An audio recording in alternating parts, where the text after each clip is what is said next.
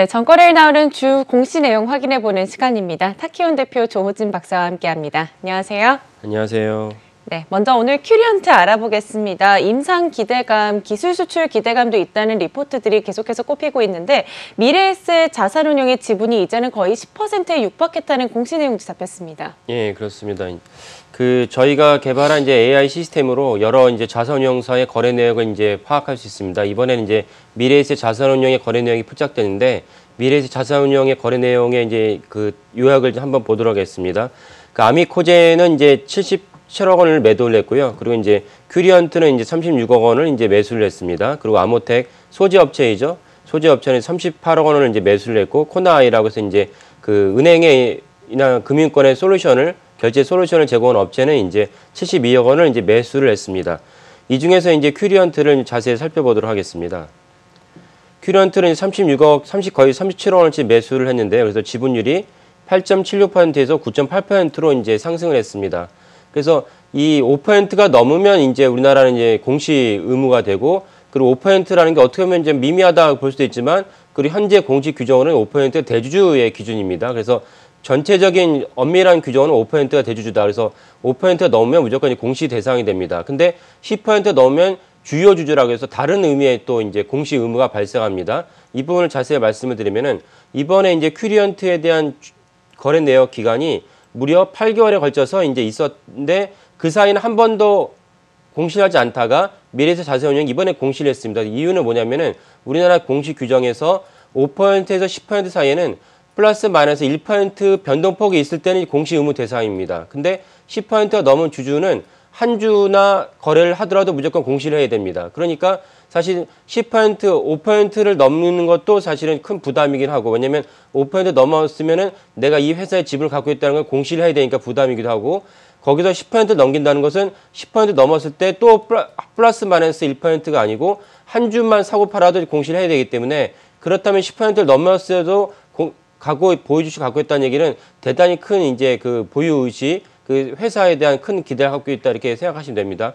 이번에 미래에셋 자산운용은 플러스 마이너스 1%가 넘었기 때문에 그래서 이번에 공시를 해야 됐습니다. 그래서 그 큐리언트라는 회사를 잠시 말씀을 드리면은 원래 파스테르 연구소, 이제 경기도에 있는 그 파스테르, 그 프랑스에 소재한 파스테르 연구소의 이제 한국 브랜치라고 보시면 됩니다. 그래서 경기도에 소재를 하고 있고 주로 R&D에 이제 집중하고 있는 이제 연구소입니다. 이 중에서 분사를 했습니다. 그 큐리언트가. 그래서 분사한 기업이고요. 그러다 보니까 당연히 전체적인 그 기업의 역량도 이제 R&D에 임상의 신약 개발에 이제 집중을 하고 있습니다.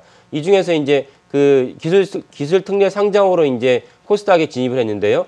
기술 특례 상장은 일정한 매출이 없어도 영업이익이나 이런 데서는 부진하지만은 이 회사의 이제 기술력을 높이 평가를 해서 2016년에 이제 기술특례 상장으로 했습니다. 우리나라는 이제 그 전까지는 기술특례 상장이 없었을 때는 회사 매출이 최소 100억 이상은 나와야 이제 상장할 수 있었던 규정이 있었는데 미국은 그렇지 않죠. 그래서 우리가 알고 있는 많은 이제 기업들이 뭐 사실은 매출이 사실은 변변치 않지만 이 회사에 너무나 큰 기술 강점만 갖고도 일반 주주들에게 알릴 필요가 있다. 그래서 미국의 나스닥은 이제 그런 관점에 상장을 하지만 우리나라는 그렇지 않았습니다. 그러다 기술특례 상장이 이제 제도가 도입되면서 큐리언트도 거기에 이제 수혜를 받아서 상장을 했습니다. 그러다 보니까 큐리언트 자체는 매출은 미미하지만 다른 점에서의 강점을 받아서 많은 기업들에게서 이제 그 투자를 받았습니다.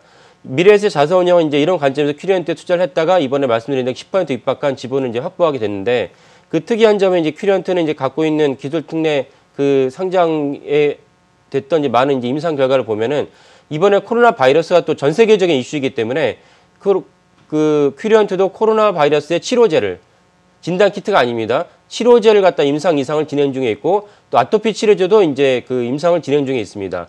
이런 업종을 바탕으로 해서 많은 다수의 투자 기관들이 큐리언트에 대한 이제 투자를 했습니다.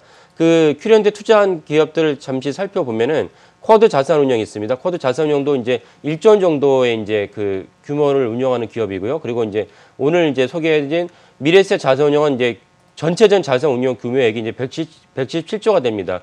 우리가 아는 미래에셋 그룹의 이제 계열사이고요. 그래서 이런 복수의 기관이 이제 그 투자를 한 기업이다라는 점에서 중요하게 보시면 되겠습니다. 그리고 이제 국민연금도 7%에 가까운 이제 지분을 투자를 했습니다. 그러니까 이런 기업들이 전체적으로 투자를 했다는 것은 이 큐리언트에 대해서 되게 전도 유망하게 보고 있다 이렇게 보시면 되고요. 그리고 이제 한국 파스텔 연구소는 당연히 이제 처음 서두에 말씀드린 대로 파스텔에서 이제 분사했기 때문에 당연히 지분을 갖고 있습니다. 그래서 여기에 이제 11.3% 지분을 갖고 있고 경기도가 또 이제 파스텔 연구소가 경기도에 있다 보니까 그 큐리언트가 이제 분사를 하며 나오면서도 경기도도 1% 정도의 지분을 갖고 있습니다. 이 점이 특이한 점이긴 하죠. 그래서 이렇게 복수의 기관이 그 적어도 세 곳의 기관이 이제 지분을 갖고 있고 이들이 이제 이 큐리언트에 대해서 그 지분을 투자해서 당연히 지분을 투자했다는 얘기는 우리 투자가들이 한 주를 사거나 두 주를 사는 거랑 똑같습니다. 그래서 내가 한 주 사거나 두 주를 사건 간에 그 돈을 지불을 한 다음에 수익을 갖다 기대하는 것입니다. 그러니까 이런 쿼드 자산운용이나 미래세 자산운용이나 국민연금 역시